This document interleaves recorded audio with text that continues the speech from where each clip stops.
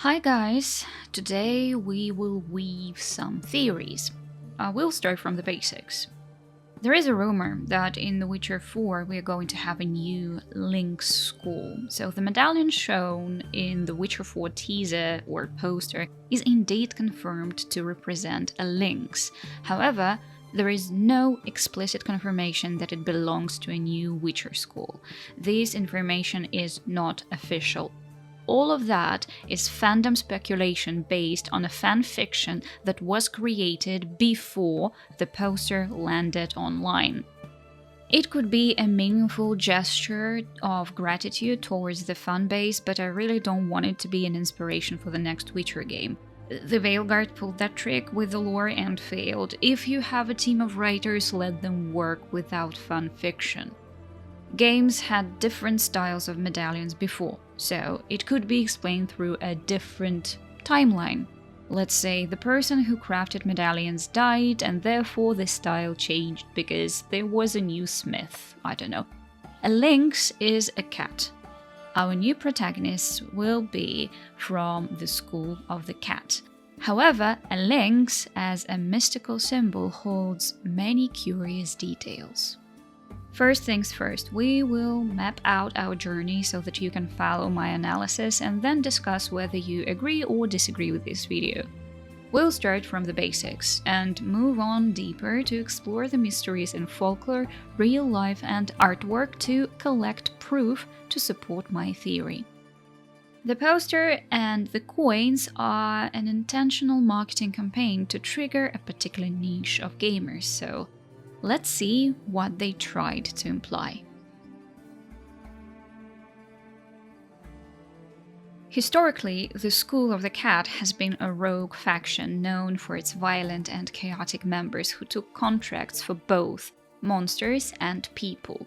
Mostly noble people, but anyway. The only exception we knew was Aidan. He was a witcher of the School of the Cat and a good friend of Lambert's. Unlike many other witchers from the Cat School, Aidan only took contracts to hunt monsters, refusing jobs that involved killing humans. Lambert described him as the best man he'd ever met, which speaks volumes considering the context of the school and the fact that Lambert is not a friendly type. You haven't changed a lick. That disappointment I hear? No. Surprise, maybe. Most grow gentler with age. Seems you're growing pricklier. Mom always said I was different. Had some other adjectives in mind, but different'll do. This aberration in the Witcher's lore gave me a reason to theorize that there could be a protagonist who rebels against the status quo of the School of the Cat once again.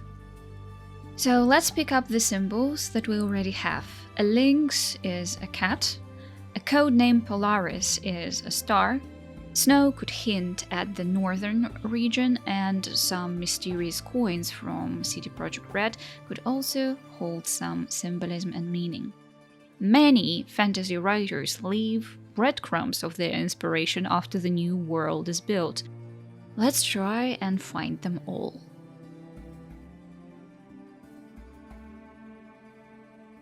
The School of the Cat is nomadic and operates from the traveling Din Marv caravan. Din Marv means dead folks, and the caravan itself was of elven origin, according to the Witcher role-playing game. The caravan serves as a mobile training center and headquarters for the School of the Cat. It is famous for its unconventional training methods and acceptance of diverse recruits, including women and non-pure blood humans. We'll come back to it a little bit later. So firstly, let's explore the wagons in their caravan.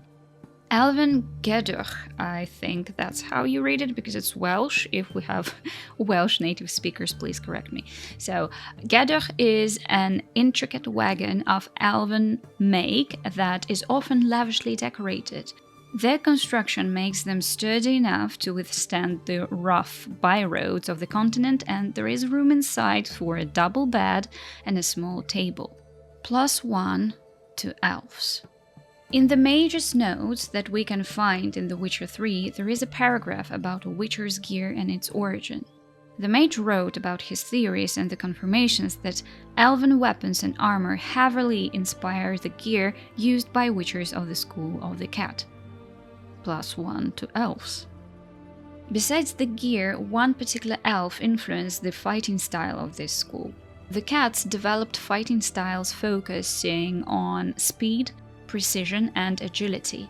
The elven swordsman and poet Nisael observed wild cats such as domesticated ocelots, which protected elven palaces. Based on these observations, he created a fighting style favoring speed and agility over strength. +1 to elves. Should I say it all the time? Sorry. Then, in the 1060s, members of the School of the Cat, who never honored neutrality like other witchers, aided Ireland. She was an elf who led a last desperate rebellion against human rule. So, as we can see, the School of the Cat involved into elves' business or into elves' lore quite often.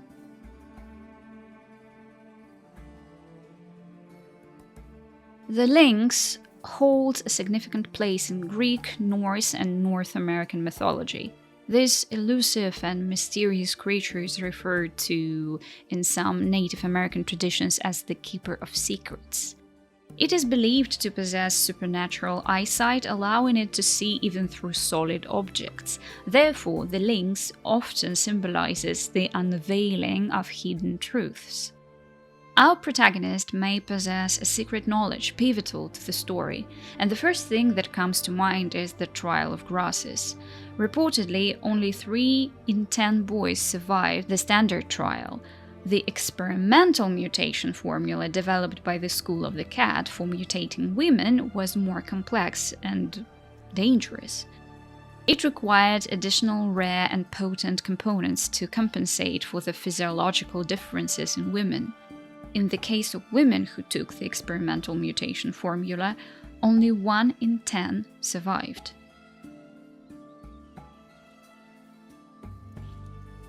Polaris is a star, and sailors used it for centuries to navigate the sea. It's almost directly above the North Pole, which makes it a reliable way to find north. Find your true north is an idiom or a saying that means to get to the right path or direction. It can also refer to discovering your inner sense of what you want to accomplish in life. Here, we're getting a thread that indicates a story of a witcher who tries to find a way to do things right. Lynx is the name of a constellation in the northern sky, defined by Johannes Hevelius, a Polish astronomer in 1687. Is it a coincidence that he was Polish? I don't know. If so, it's a shocking one. You know me, I take symbolism seriously, and it seems to me it was done on purpose to tease us even more. The Lynx constellation has a part in South African folklore. The Bushman culture is among of the oldest cultures on Earth and is thought to be descendant from the first people in South Africa. So they have a tale about a star marrying a wild cat, and the story of the morning star and the lynx offers additional symbolism to the School of the Cat. First is duality of nature and spirit. The protagonist from the School of the Cat may embody a similar duality as the lynx and the star, a blending of primal animalistic instincts with higher, more idealistic goals like protecting the world from monsters.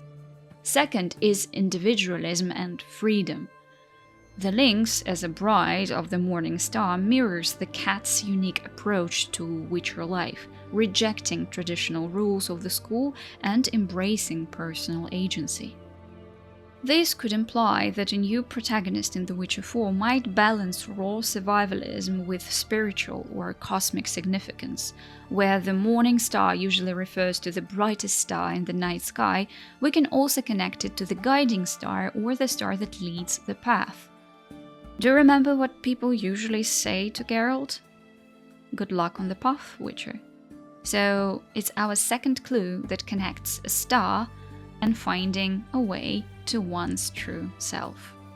And if you think that it's the final reference to a star, you are mistaken.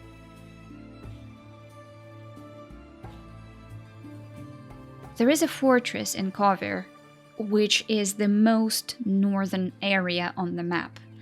Built at the sea end of a mountain range, it used to possess a great library. The very library caused the fortress' downfall after a group of mages caused an avalanche to punish those who lived there for not sharing their knowledge of magic. All inhabitants except for one died, and the building was badly damaged. I'm talking about Caer Seren. Seren in Welsh means star. This place served as a base for the School of the Griffin, but it has a much more interesting history.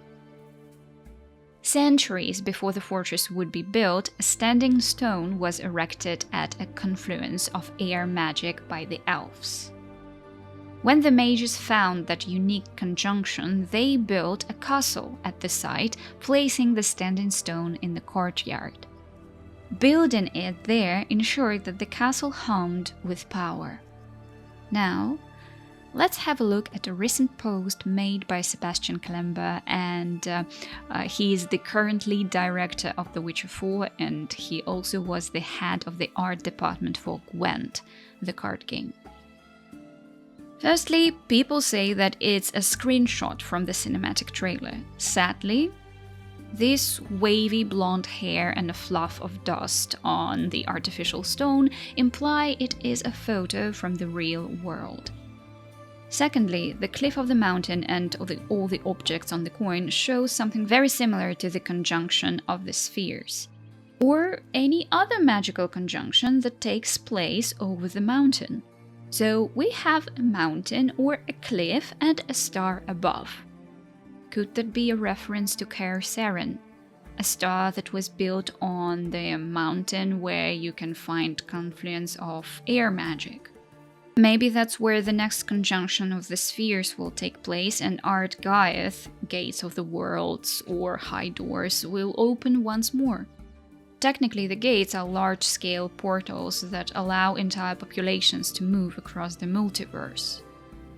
Honestly, it really fits the pattern because the fortress was one of the locations used by Alzur in his attempts to create Witchers, and their efforts failed due to using adults for the mutations. Therefore, the halls of the fortress became cursed. The specters of failed Witchers started roaming the halls, and instead of removing the death curse, Alzur and his fellow mages abandoned the castle. Years later, the Witchers cleaned the place of the curse and formed the School of the Griffin, which is no longer active, by the way. While Griffin School Witchers still existed and operated during the time of the Witcher games, the school itself was extinct. Therefore, Caer Seren could be a perfect new base for a conflict in the story, such as potential conjunction of these spheres, or it could become headquarters for our protagonist.